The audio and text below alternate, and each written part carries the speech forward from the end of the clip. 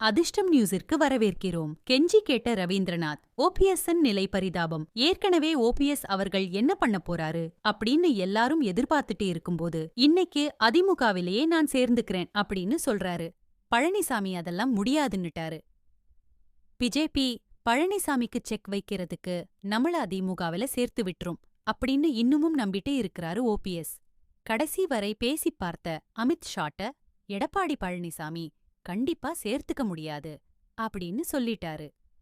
இப்படிப்பட்ட சூழ்நிலையில சரி, நீங்க ஏதாவது கட்சி ஆரம்பிங்க, ஒரு 3 தொகுதி தர்றோம் அப்படின்னு இன்னைக்கு பிஜேபி சொல்லுது. ஆனாலும் ஓபிஎஸ் ஏற்க மாட்டேன்றார். அவருக்கு நல்லா தெரியும், டிடிவி தினகரனும் பழனிசாமியும் ஒன்னா பிரச்சாரம் பண்ண போறதா அறிவிச்சிட்டாங்க.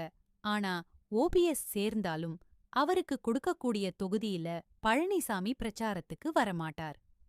இன்னும் குறிப்பா தனிச்சின்னம் கேட்டு அவர் இன்னொரு கட்சி ஆரம்பிச்சார்னா இனிமேல் அதிமுகவில அவர் சேர முடியாது. பிஜேபியில சேருவதற்கு ரவீந்திரநாத் தயாராயிட்டாராம். ஏன்னா குடும்பத்திலையும் பல பிரச்சனை. ஓபிஎஸ் டிவிகேக்கு போகலாம். ஆனா டிவிகேக்கு போனா வெளியில நிறைய பேர்ட்ட பணம் கொடுத்திருக்காரு. அந்த பணம் பிஜேபி நினைச்சாதான் வாங்கித் தர முடியும். இல்ல ஒருவேளை அவர் கேரளால, ஏன்னா தேனி பக்கத்துல கேரளா, அங்கெல்லாம் கூட இவருக்கு சொந்தமான நிறைய எஸ்டேட் இருக்குது. அங்க வேணா எம்எல்ஏ ஆகலாம் விஜய் தயவோட.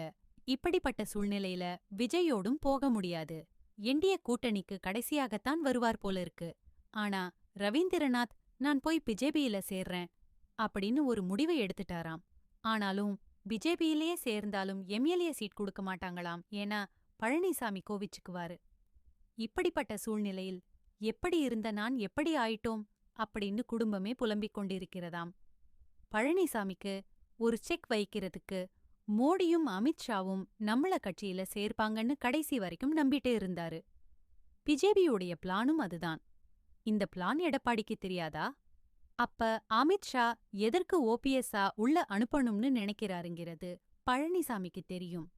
இனிமே ஓபிஎஸ்ஐ சேர்ப்பதற்கான வாய்ப்பில்லைன்னு சொன்னதன் விளைவாக ஓபிஎஸ் உடைய அரசியலுக்கு ஒரு பெரிய முற்றுப்புள்ளியை வைத்துவிட்டார் பழனிசாமி.